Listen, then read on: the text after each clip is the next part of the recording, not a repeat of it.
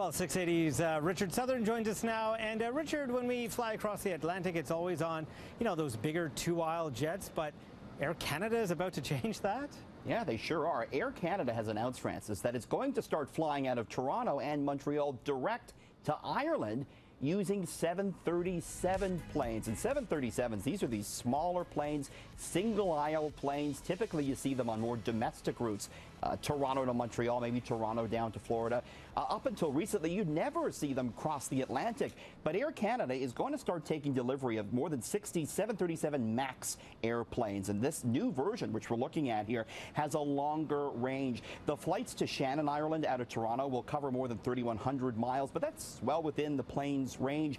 WestJet already flying 737s to Glasgow and Dublin, but doing so out of Halifax. By the way, Francis, at the same time, Air Canada announcing that its pilots have approved a deal that will allow the Rouge line, Air Canada's budget airline, to expand the number of planes it has. And the airline says it might start using Rouge planes on domestic routes now.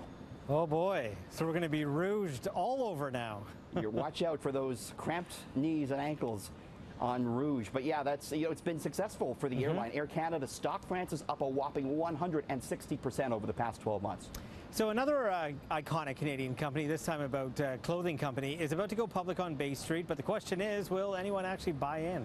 Yeah, because the retail landscape, very troubled these days. But it is Roots that's going public, famous, of course, for their jackets, their sweaters, their leather bags, and they're famous for outfitting Canada's athletes at the Olympics. Roots said it had sales in fiscal 2016 of $281 million, up 10% from the prior year. It's going to list on the TSX under the ticker symbol ROOT. It's hoping to cash in the same way that luxury jacket maker Canada Goose has. Canada Goose went public in March. The stock up 27% since.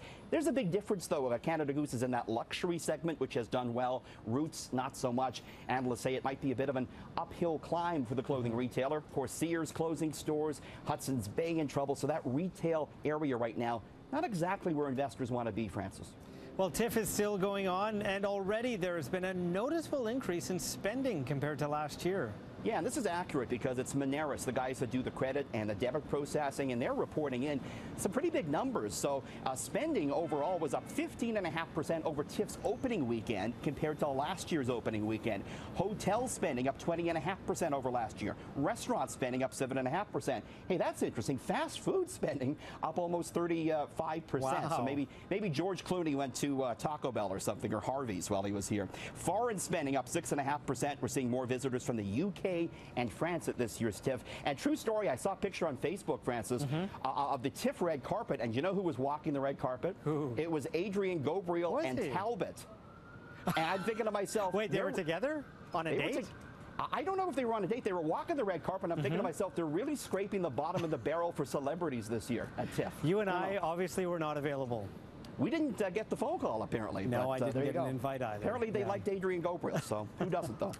So Florida is rebuilding from Hurricane Irma, and that has the demand for Canadian lumber going through the roof. Yeah, of course, the storm devastated Florida, and the Hurricane Harvey devastating Texas, and they're going to need a lot of lumber to rebuild those houses. And Canada's Natural Resource Minister, Jim Carr, says there's no question that demand for wood products will help put pressure on the White House to sort out the softwood lumber dispute.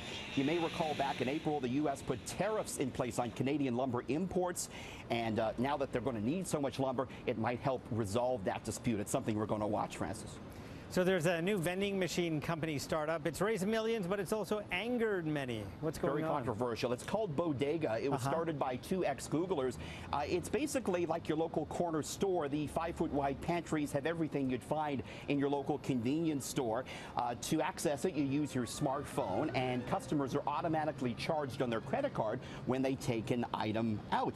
They're already stationed in some apartment buildings, offices, and gyms. The company, though, has been mocked and criticized because it said its mission is to displace neighborhood corner stores and put family-owned shops out of business. So do we really want to put mom-and-pop stores out of business? Of course, Bodega is launching at a time when many local family-run stores are already facing some challenges. So a bit of a controversial one there. Plus, you can't have the nice conversations you have with the people and those owners of those businesses. Exactly. We're losing that. We are.